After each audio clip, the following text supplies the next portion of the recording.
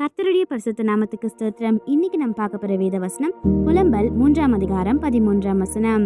தம்முடைய அம்பார துணியின் அம்புகளை என் உள்ளி திரியங்களில் பட பண்ணினார். He pierced my heart with arrows from his quiver. Lamentations 3:13. இதை நம்ம ஒரு சின்ன கதையா பார்த்துடலாமா? ஒரு அமைதியான புல்வெளியில லூமின்ற ஒரு சிறிய முயல் வாழ்ந்து வந்ததா. அது எப்போதுமே சுறுசுறுப்பா குதித்து எல்லாருக்குமே உதவி செய்யுமா. எல்லாருமே நினைச்சாங்களா அது மகிழ்ச்சியா இருக்குன்னு சொல்லிட்டு. ஆனா அதோடைய உள்ளத்துல யாருக்கும் தெரியாத ஆழ்ந்த வேதனை இருந்ததா.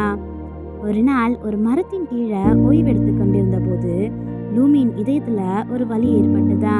வாழ்க்கையில சந்தித்த அவமதிப்பு, தனிமை, நிராகரிப்பு, இது எல்லா வலிகளுமே அதனுடைய உள்ளத்தை அம்புகள் எய்தது போல இருந்ததா. லூமி எனக்கு ஏன் இந்த வலின்னு நினைச்சதா. ஆனா நாட்கள் செல்ல செல்ல அந்த வலி அதை மென்மையாகவும் கருணையுள்ளதாகவும் பிறருக்கு வேதனையை புரித்து கொள்ளும் முயலாகவும் மாறிச்சான். அந்த வலி அதை உடைக்கவில்லையா, அதுக்கு மாறாக தேவனை அதிகமா நம்ப கற்றுக்கொண்டதா. காலத்தால் அதன் உள்ளம் குணமடைந்ததா.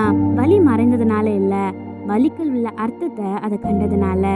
சில நேரங்கள்ல தேவன் நம்முடைய உள்ளத்தை வலியூட்ட அனுமதிப்பார்.